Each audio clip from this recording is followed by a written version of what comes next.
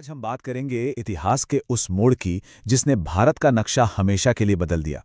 जी हां, हम बात कर रहे हैं पुर्तगालियों के भारत आने की।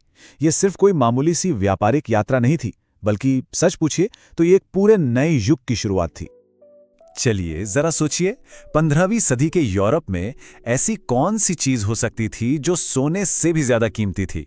मतलब इतनी कीमती कि बड़े बड़े साम्राज्य उसके लिए समंदर लांघने और कोई भी जोखिम उठाने को तैयार थे। तो इसका जवाब है भारत के मसाले। जी हाँ, मसाले। उस जमाने में मसाले सिर्फ खाने का स्वाद नहीं बढ़ाते थे, वो तो शक्ति और अमीरी की निशानी हुआ करते थे।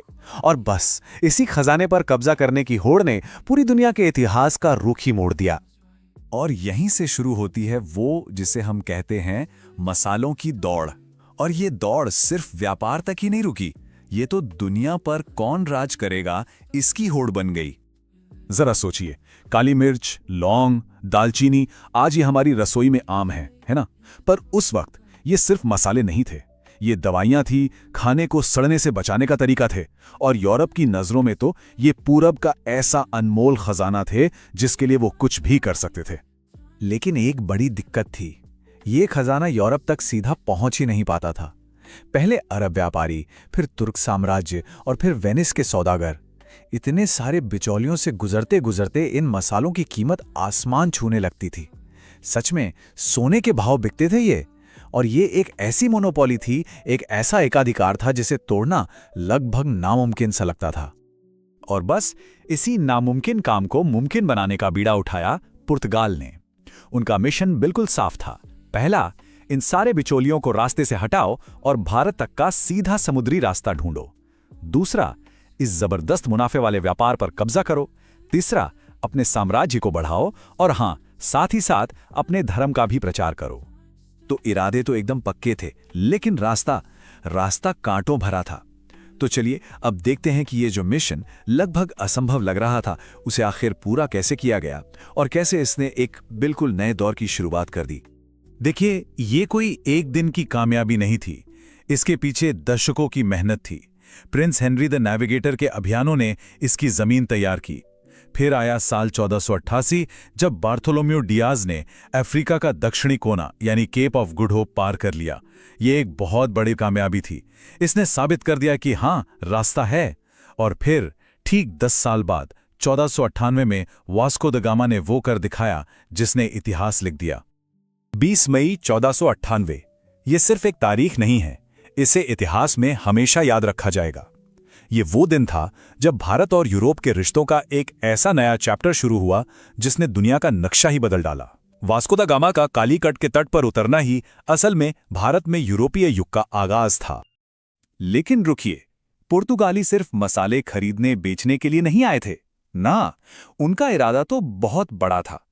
वो चाहते थे कि पूरा हिंद महासागर उनकी जागीर बन जाए। वो एक ऐसा ताकतवर समुद्री साम्राज्य बनाना चाहते थे जिसका कोई मुकाबला ना हो। इस बड़े साम्राज्य की नींव रखने का श्रेय जाता है दो लोगों को। पहले थे फ्रांसिस्को डी आल्मेडा। इनका फोकस था समंदर पर। अपनी जबरदस्त नेवी के दम पर इन्होंने समंदर पर कब्जा जमाया। और फिर आए अल्फांसो डी एल्बुकर्क। इन्होंने कहा, समंदर तो ठीक है, पर जमीन भी चाहिए। और 1510 में गोवा पर कब्जा करके इन्होंने ये साबित भी कर दिया। अल्मेडा की जो पॉलिसी थी ना, उसे ब्लू वाटर पॉलिसी कहते हैं।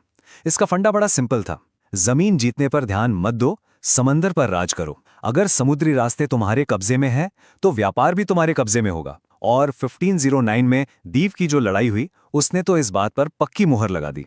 उस जीत के बाद हिंद महासागर में पुर्तगालियों का ही डंका बजने लगा। अच्छा, अब इस समुद्री राज को कायम कैसे रखा जाए? इसके लिए उन्होंने एक सिस्टम बनाया, कारताज सिस्टम। इसे आप एक तरह का लाइसेंस या समुद्री परमिट समझ सकते हैं। नियम सीधा था, अगर हिंद महासागर में सफर करना है तो ये कारताज लेना पड़ेगा। और जिसके पास ये नहीं मिला तो उसका जहाज और सारा सामान सब पुर्तगालियों का हो जाता था। इस तरह उन्होंने पूरे व्यापार को अपनी मुट्ठी में कर लिया था। तो ठीक है, पुर्तगालियों ने अपनी हुकूमत तो जमा ली, लेकिन सवाल ये है कि भारत पर इसका असर कितना गहरा पड़ा। चलिए अब जरा ये देखते हैं कि उनकी छोड़ी हुई छाप आज भी हमें कहां-कहां देखने को मिलती है।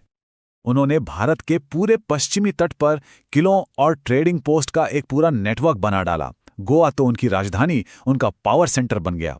दीव और दमन उनकी नेवल पावर के सिंबल थे और कोचीन वो उनका पहला बड़ा अड्डा था। सच कहें तो यही नेटवर्क उनके पूरे समुद्री साम्राज्य की रीढ़ की हड्डी था।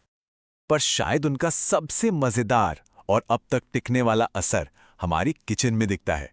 कभी सोचा है कि अगर आलू ना होता तो समोसे का क्या होता, या मिर्च ना होती तो हमारे खाने में वो तीखापन कहां से आता? जी हां, आलू, मिर्च, तंबाकू, अनानास, ये सब पुर्तगालियों की ही देन है। कमाल की बात है ना? और बात सिर्फ खाने तक ही नहीं रुकी। उन्होंने व्यापार करने के तरीके बदले, नई करेंसी लाए, अपने धर्म यानी ईसाई धर्म का भी खूब प्रचार किया। गोवा में आज जो हम शानदार यूरोपियन स्टाइल के चर्च देखते हैं, वो उन्हीं की देन है। और तो और भारत को नई मिलिट्री और नेवल टेक्नोलॉजी से भी उन्होंने ही रूबरू कराया। लेकिन कहते हैं ना, हर उठान का एक ढलान भी होता है। कोई भी साम्राज्य हमेशा हमेशा के लिए नहीं रहता। तो चलिए अब कहानी के उस मोड़ पर चलते हैं जहां इस मजबूत दिख रहे साम्राज्य की दीवारें धीरे धीरे दरकने लगीं। देखिए, उनके पतन की वजह बाहर से ज्यादा अंदरूनी थी। पहली बात, पुर्तगाल खुद एक छोटा सा देश था। उनके पास लोग और पैसा दोनों लिमिटेड थे। दूसरी बात, उनका एडमिनिस्ट्रेशन वो भ्रष्ट और कमजोर हो चुका था। और इन सब के ऊपर समंदर में नए खिलाड़ी आ गए थे, डच, अंग्रेज और फ्रांसीसी। इनकी बढ़ती ताकत ने पुर्तगालियों की बादशाहत को सीधी चुनौती दे दी और बस यहीं से उनका खेल खत्म होने लगा। लेकिन सबसे हैरान करने वाली बात जानते हैं क्या है? ये जो पतन था ना, ये बहुत लंबा चला। सोचिए, 1498 में जो कहानी शुरू हुई वो खत्म हुई 1961 में। 450 साल से भी ज्यादा। मतलब भारत आजाद हो गया था और उसके भी 14 साल बाद तक गोवा, दमन और दीव पर पुर्तगालियों का ही राज था, जिसे आखिरकार ऑपरेशन विजय चलाकर खत्म किया गया। तो आज जब हम पीछे मुड़कर देखते हैं तो सवाल उठता है कि 450 साल के बाद भारत में पुर्तगालियों की सबसे बड़ी विरासत आखिर है क्या? क्या वो हमारी थाली में मौजूद आलू और मिर्च हैं, या गोवा के वो खूबसूरत चर्च, या फिर दुनिया के साथ जुड़ने का वो रास्ता जिसकी शुरुआत उन्होंने ही की थी?